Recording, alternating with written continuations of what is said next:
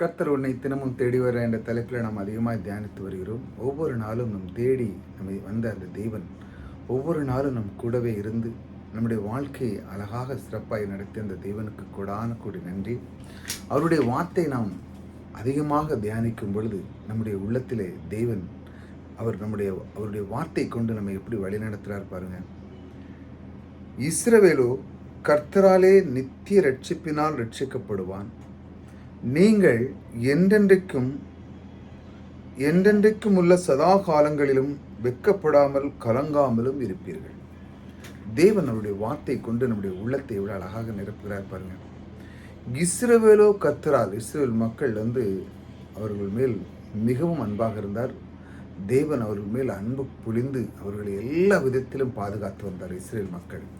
ஏனென்றால் அவரோடு அவர் உடன்படிக்கை பண்ணியிருந்தார். அந்த மக்களோடு நான் உன்னை விட்டு விலக மாட்டேன், நான் உன்னை கைவிட மாட்டேன் என்ற அந்த சத்திய வார்த்தை. என்னைக்கு இந்த வார்த்தைகளை அவர்கள் விசுவாசிக்கலையோ அன்னைக்கு தான் அவர்கள் எகிப்தில் அடிமைகளாக இருந்த பல வருஷங்களாக. ஏனென்றால் அவர்கள் வார்த்தையை அவர்கள் விசுவாசிக்கவில்லை. யாராட்டு எடுத்து எங்கள் ஆண்டவர் தான், எங்களுக்கு அவர் கூட இருக்கிறார், அவர் சொல்லியிருக்கிறார், உடன்படிக்கை பண்ணிக்கிறார், ஆபிரகாமுக்கு உடன்படிக்கை பண்ணப்பட்ட தேவன் எங்களோடு கூட இருக்கிறார் என்று சொல்லியிருந்தார், அப்பவுமே அவர்கள் விடுதலை ஆயிருப்பாங்க. தேவன் அதைத்தான் எதிர்பார்த்து கொண்டிருந்தார். ஆகையால் இந்த அன்பு தேவன் பாருங்க, நித்திய ஆசீர்வாதம் தருகிற நம் தேவன். அவர் சொல்கிறார், நித்திய ரட்சிப்பினால் ரட்சிக்கப்படுவான். அதாவது ஒரு நாளும் அவனுக்கு குறைவு இருக்காது என்று சொல்லுகிறார் இஸ்ரேல் மக்களுக்கு. அதே போல இப்பவும் நாம் அவர் சன்னதியில் வந்திருக்கிறோம். நம்முடைய வாழ்க்கையிலே தேவன் சிலுவின் மரணத்தின் போது முந்தினோரும் முந்தினோராகவும் நாம் இப்பொழுது வந்துவிட்டோம். நாம் பிந்தினோராக இருந்தோம், இப்பொழுது கிறிஸ்து நமக்குள்ளே அவரை ஏற்றுக்கொண்டதனால் நாம் பிந்தினோராக இருந்தோம். ஆனால் இப்பொழுது தேவன் அண்டையிலே நாம் முந்தினோராக வந்துவிட்டோம். அந்த அளவு ஒரு பாக்கியத்தை நமக்கு தேவன் தந்திருக்கிறார். அது மட்டுமல்ல, நீங்கள் என்றென்றைக்கும் சதா காலங்களும் வெட்கப்பட மாட்டீங்க. யாரிடத்திலும் நீங்கள் வெட்கப்படாத அளவுக்கு உங்களுடைய வாழ்க்கையை வைக்கிறார் பாருங்க. மனிதனுடைய வாழ்க்கையில் இதானங்க தேவை. யாரிடத்திலும் வெட்கப்படக்கூடாது. ஒரு சூழ்நிலை வரும்போது மற்றவங்கிட்ட நம்ம கையேந்த சூழ்நிலை வருது. ஆனால் கேட்கும் பொழுது அவங்க ஏதோ விதமான காரியங்கள் சொல்லுவாங்க. ஆனால் நம்மளுடைய சூழ்நிலை அவங்கள அறிங்க தெரியாது. நம்ம கேட்குறோன்னா எதுக்கு என்ன ஏதுன்னு பல காரியங்களை கேட்பாங்க.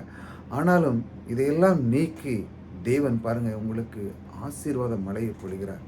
அவர் பாருங்க, இஸ்ரேல் கர்த்தர் நித்திய ரட்சிப்பினால் ஒரு நாளும் அவர்களுக்கு நித்திய ரட்சிப்பினால் ரட்சிக்கப்படுவான்.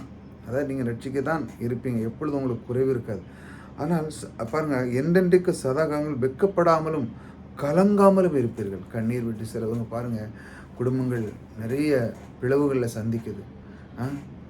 நிறைய பண பிரச்சனைகள், மற்ற குடும்ப பிரச்சனைகள், இப்படி நிறைய பேர் சிலவங்க யோசித்து கலங்கி இறந்து போனவங்க நிறைய இருக்கிறாங்க. மன கஷ்டத்தில் இப்படி ஆகிட்டு இதை நான் எப்படி ஓவர் கம் பண்ணேன், என் கர்த்தர் என்னை கைவிட்டாரே அப்படின்லாம் நினைக்கிறாங்க. ஆனாலும் தேவன் பாருங்கள், என்னுடைய வார்த்தைக்கு நீ கீழ்ப்படிந்தாலே போதும். அதனோடு நீ மனம் பொருந்தி அதற்கு நீ முதலிடம் கொடுத்தாலே நீ போதும். தேவன் அதைத்தான் கற்றுக் கொடுக்குறேன். நீ இதை முதல்ல பண்ணு. அதான் தேவன் தெளிவாக சொல்கிறார். முதலாவது எதை தேடணும்? கர்த்தருடைய ராஜ்யத்தை தேடுங்க, அப்பொழுது எல்லாம் கூட கொடுக்கும். ஆனால் மனுஷனுடைய இந்த பூலோகத்தில் பாருங்கள், வேறு விதமான வாழ்க்கை தான் அவனுக்கு ரொம்ப பிடிக்குது. வேறு ஈஸியாக பெற்றுக்கொள்வது, நேரத்தை சும்மா ஏதாவது டைமுக்கு செலவு பண்ணது, எதையோ அவன் தனக்கான தன்னுடைய தாளந்த அவன் எப்படி பெருக்கணும் அப்படிங்கிறது தெரியாமல் போயிடுது. வேறு ஏதோ சிந்திச்சு போகிறான். அதனால தான் அவனை நோக்கி செல்வம் வரமாண்டுக்கு, ஆசீர்வாதம் வரமாண்டுக்கு, அன்பு வரமாண்டுக்கு.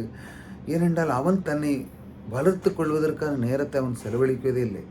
அதை தான் தேவன் சொல்றார், முதல்ல என்னை தேடு. ஏனென்றால் அவர் தான் ஞானத்தை கொடுக்கிறார், அவர் தான் அறிவை கொடுக்கிறார். இப்படி எல்லாத்தையும் கொடுத்து தேவன் என்ன செய்கிறார் பார்த்தீங்களா? என்றென்றைக்கு சதா காலங்களில் வெட்கப்படாமலும் கலங்காமலும். அல்லேலூயா. மனிதனுடைய வாழ்க்கையில் வெட்கப்படாமலும் கலங்காமல் இருந்தாலே அவனுடைய வாழ்க்கையில் மிக சந்தோஷமாக இருக்கும். ஒரு ஆணுக்கு இந்த மாதிரி ஒரு பாக்கியம் கிடைக்கணும் அப்படின்னா அவன் முதல்ல தேவனை அவன் ரொம்ப விரும்ப வேண்டும்.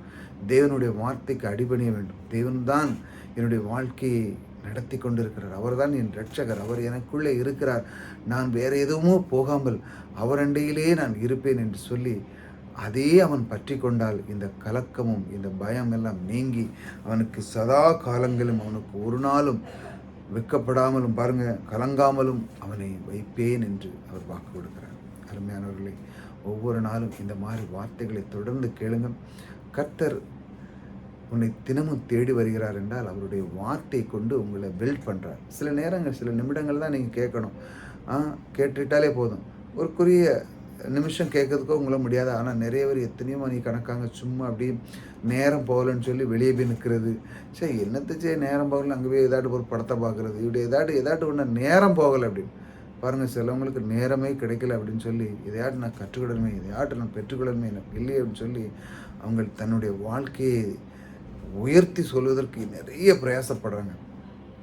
அந்த மாதிரி சில பேர் இருக்கும் பொழுது அவங்களுக்கு எந்தவித குறைவில்லாமல், கலக்கமும் வெட்கமும் இல்லாமல் எல்லா ஐஸ்வர்யம் அவனை தேடி வருகிறது. எப்பொழுது தேவனுடைய வார்த்தைக்கு அவன் கீழ்ப்படியும் பொழுது. அதே போல தான் இஸ்ரேல் மக்களுக்கு அந்த மாதிரி ஒரு ஆசீர்வாதத்தை அவர் கொடுத்தார்.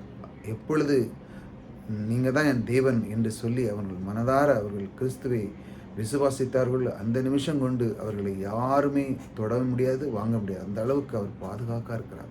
அதே போல் நம் தேவன் நம்மோடு கூட இருந்து நமக்கு பாதுகாக்கிறதுக்கு தேவன் நமக்குள்ளே இருந்து அவர் வாழ்க்கை செய்கிறார். அவருக்கு நாம் இடம் கொடுப்போம். கர்த்தர் உங்களை ஆசீர்வதித்திருக்கிறார். கர்த்தர் உங்களை கூடவே இருக்கிறார்.